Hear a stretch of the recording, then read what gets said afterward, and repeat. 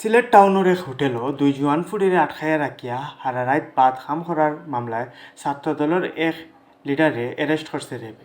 বান্ধ খাওয়া এই লিডারের নাম নাবিন রাজা চৌধুরী। শুক্রবার পত্রিকা অফিসাইন্ত প্রেস রিলিজ ফাটাইয়া রেবে এই খবর জানাইছে। এর আগর দিন বৃহস্পতিবার রাত রেবর এক টিমে সিলেট টাউন থেকে তান্ডে অ্যারেস্ট করছিল। নাবিন রাজা চৌধুরী সুনামগঞ্জ জেলার সদর থানার হরিণাফাটি গাঁওর ফরাদ রাজা চৌধুরীর ফুয়া। তাইন এখন সিলেট টাউনের এয়ারপোর্ট থানার জালালাবাদ আবাসিক এলাকার 47/10 নম্বর বাসার থাকেন। নাবিনের উপরে আরও বহুত জাতের কেস আছে। এর আগে চুরি, ডাকাতি, ছিনতাই, মাদকসহ নানান কিসিমের মামলায় তাঁরে বহুতবার রেপ পুলিশে অ্যারেস্ট করছে। জোয়ান ফুরিন্তর লগে ইবাদ হামর ঘটনায় এর আগে রেপ পুলিশ মিলিয়া আরও দুইজনরে অ্যারেস্ট করছিল। তাইন এখনও লালগড়ও আসেন। কোর্ট থেকে তানরে বিচারকে জামিন দিছেন না। গেছে 23 আগস্ট দিনগত রাত সিলেট টাউনের ফাটানটুলাত রাগিবালি মেডিকেলের খান্দার এক হোটেলও নিয়া 2 রুমও আটকাইয়া রাখিয়া হারারাইত বাদ খাম করা হয়।